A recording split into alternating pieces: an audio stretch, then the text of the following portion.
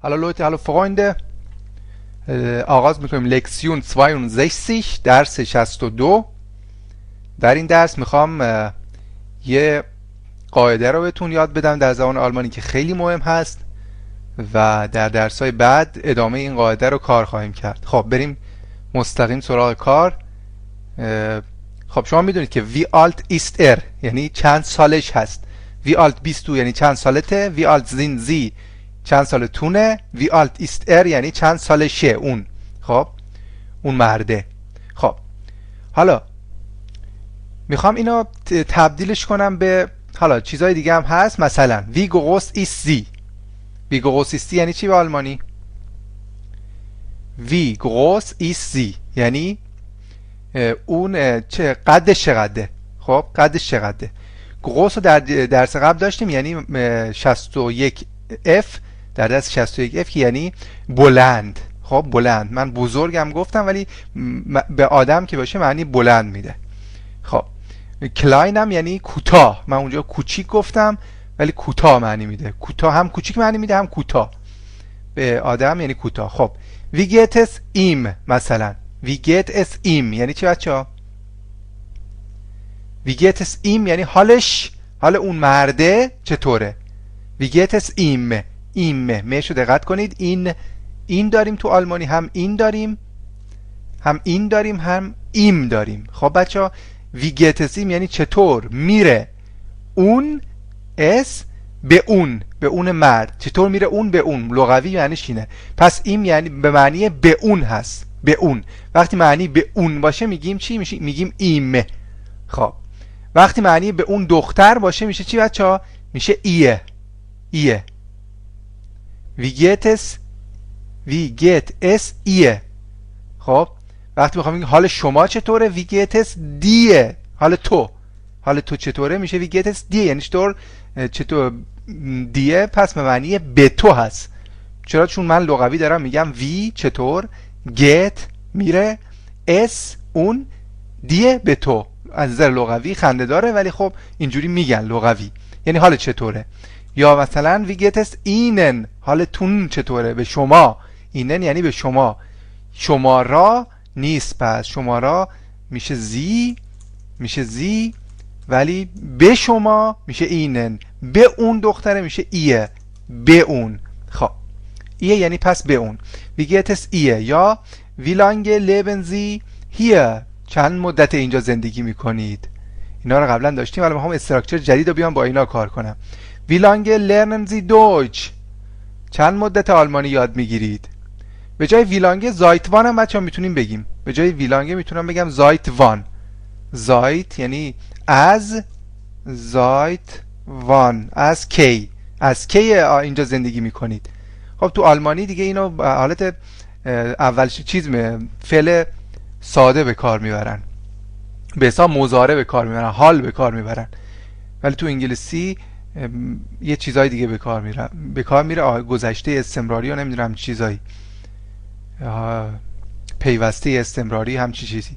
خب وی لانگ لرنن زی دویچ یعنی پس اینجا هم لرنن به کار میبریم. چه مدت لرنن زی دویچ؟ زایتوان لرنن زی دویچ.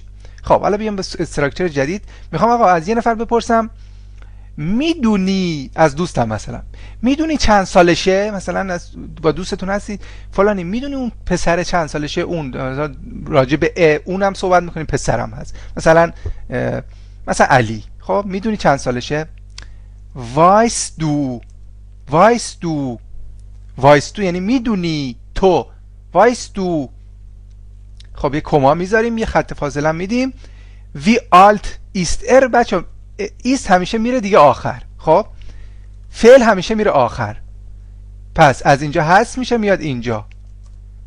خب وایس دو وی آلت ار ایست. وایس دو وی آلت ار ایست. وایس دو وی آلت ار ایست. خب اینجا بخوام بگم چی میشه بچه‌ها؟ مثلا وی گروس ایست زی سوال کردیم. حالا باز سوال اونو میخوایم اینجوری کنیم. ویسنزی. این سری بگیم ویسنزی. ویسن یعنی میدونید، شما میدونید. ویسنزی.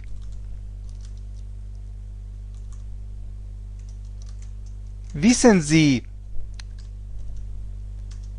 وی groß sie ist. خب ایست بلند میشه میاد اینجا، میره آخر جمله.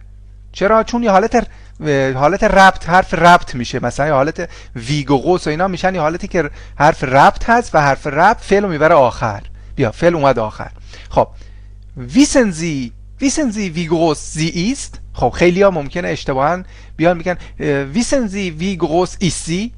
خب این غلطه، گرامری غلطه بچه ها، ولی اینکه نفهمن شما رو، نه میفهمن شما رو. خیلی هم مثلا یادشون میره ببرن آخر، اون اول وسط بعد از فعل میگن، بعد از ویگوس میگن. خب ولی خب از نظر گرامری بخوایم بگیم درست نیست، ولی از نظر که بفهمن شما رو، فکر کنید نمیفهمن شما رو، نه میفهمن شما رو. خب wie geht es Ihnen. خب اینو مثلا بخوام بگم wie geht es ihm، حالش چطوره؟ حالش چطوره؟ آقا فلانی میدونی حالش چطوره؟ weißt du، مثلا حالش خوبه؟ چطوره؟ weißt du کما خط فاصله، ویرم خب کوچیک می نویسیم دیگه وسط جمله است. wie geht es ihm، wie geht es ihm، get فعل دیگه، درسته بچه ها؟ میره آخر جمله. خب از اینجا پس کات میشه میاد آخر جمله، پیست میشه. خب ausschneiden einfügen. weißt du، میدونی wie es ihm geht. خب حالا یه ذره ممکنه مثلا این چی شد، این wie geht es ihm میشه مثلا حالش چطوره، wie es ihm geht فعل دیگه آقا میبریم آخر جمله. فارسی هم همینه، فارسی ما همیشه افعال رو میبریم آخر جمله بچه‌ها. فارسی هم به همین صورت ما همیشه افعال رو میبریم آخر جمله. مثلا حال شما چطوره؟ حال شما چطور هست دیگه، این یعنی هست. حال شما چطوره؟ رفت آخر جمله. خب بنابراین کسایی هم که میخوان فارسی یاد بگیرن اون سختشونه یه مقدار این فعل رو ببرن آخر جمله. خب چون این اصلا تو انگلیسی هم هست ولی به این صورت نیست. مثلا تو انگلیسی یه دونه پله میره مثلا بعد از نمیره آخر جمله همیشه. خب ولی اینجا تو آلمانی همیشه فعل میره آخر جمله. wie geht es ihr، wissen Sie ویسن رو من اشتباه نوشتم اینجا، باید ای نداره، ویسن نیست، ویسنه. خب wissen Sie wie geht es ihr، حالش چطوره میشه چی بچه‌ها؟ wie es ihr geht. خب اینجا من ausschneiden میکنم، میام اینجا چیکار میکنم؟ einfügen میکنم. خب مثلا اینجا wie lange یا seit wann leben Sie hier. lebt، حالا مثلا من میگم آقا من نمیدونم ich weiß nicht. خب ich weiß nicht میتونید بگید ich weiß es nicht، هر دو درسته.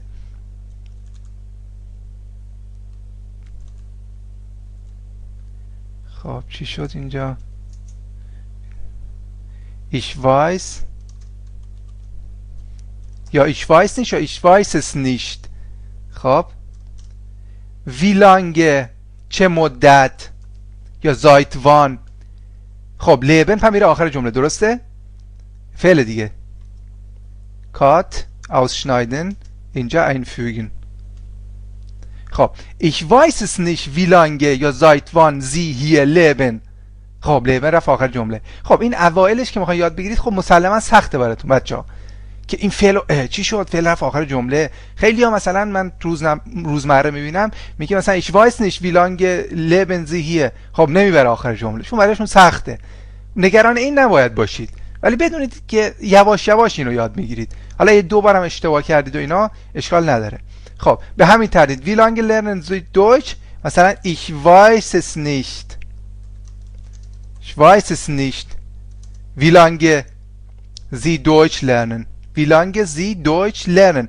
اینا تمرین که میکنید بچه‌ها به صورت اتوماتیک براتون دیگه مثلا عادی میشه فعل میره. اوایلش که میخواین یاد بگیرید بله خیلی سخته میدونم، ولی باید تمرین کنیم. خب حالا ما در درس‌های بعد اینو بیشتر تمرین میکنیم. تا درس بعد چوس.